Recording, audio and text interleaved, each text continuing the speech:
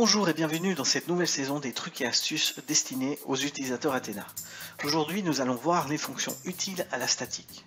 Je vais prendre ces deux exemples de profil et nous allons les utiliser pour créer rapidement des données relatives à la statique.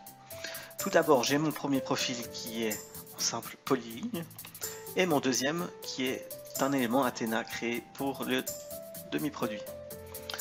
Je vais dans l'onglet Athena, puis ici dans centre de gravité et moment de plusieurs profils. Je sélectionne tous les éléments de mon premier profil, comme ceci, Enter. Il m'indique en rouge tous les éléments qui ont été sélectionnés, puis je sélectionne mon deuxième élément, comme ceci, Enter. Et là, il m'indique par une autre couleur le deuxième élément. Je refais encore Enter, et là, il m'indique le facteur de jonction, par défaut est de 0,7. On peut indiquer de 0,7 à 1, 1 étant des éléments qui sont soudés de manière linéaire, et 0,7 des éléments qui sont fixés ensemble par visserie.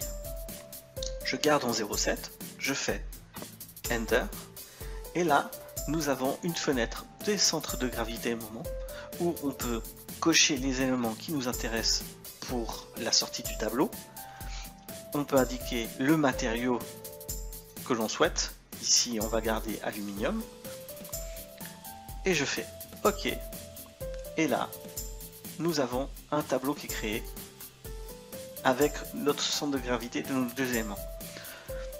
Nous pouvons voir les éléments qui correspondent au moment d'inertie, les moments de résistance, les rayons d'inertie et tous les autres éléments comme le poids, matériaux, contours, etc. Passons maintenant à la deuxième fonction statique d'Athena. Tout d'abord, il faut aller dans l'onglet Athena, puis ici, dans Statique du cas de charge. On peut apercevoir à notre gauche une fenêtre de représentation de notre élément, et juste en dessous, les résultats obtenus selon les efforts que nous allons ajouter. Ici, dans Sortie, vous pouvez toujours désélectionner ou sélectionner des éléments à changer pour les résultats de sortie. Tout d'abord, il faut qu'on commence dans l'onglet Poutre, où on doit décider quel calcul nous souhaiterions avoir, soit flèche ou pour un élément de flambage. Ici, nous avons la longueur totale de l'élément, que nous pouvons modifier manuellement comme ceci, ou aller directement sur le plan avec ce bouton.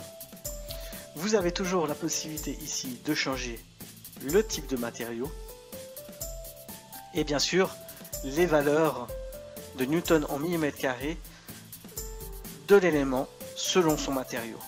Ici les valeurs changent en fonction du matériau qu'on a sélectionné avec Athena, mais nous pouvons toujours les modifier manuellement. Ici nous avons les valeurs de centre de gravité et moment que l'on peut rentrer manuellement ou en appuyant sur ce bouton, sélectionner les valeurs qui ont été créées précédemment avec notre tableau. Et nous pouvons apercevoir qu'elles ont été actualisées. Dans Support, nous avons toujours la possibilité de ajouter des éléments de support, les modifier en encastré ou les garder en articulé. Je peux ces éléments déplacer sa position comme ceci avec des valeurs au mètre ou bien les supprimer. Maintenant, nous devons définir les charges qui seront exercées dessus. Nous avons dans charge isolée les éléments qu'on peut positionner en donnant une valeur en mètres comme ceci et nous pouvons changer sa valeur en newton. Nous pouvons en ajouter comme ceci ou les supprimer. Charge de lignes symétriques.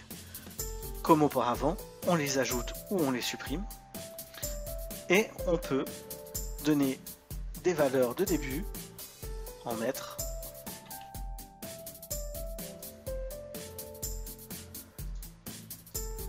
modifier sa longueur totale et sa force en newton par mètre. Bien entendu, ces charges peuvent être modifiées en continu ou en étant charge modifiée. Nous pouvons aussi ajouter des charges de ligne asymétriques, donner des valeurs de début, les longueurs, etc. etc.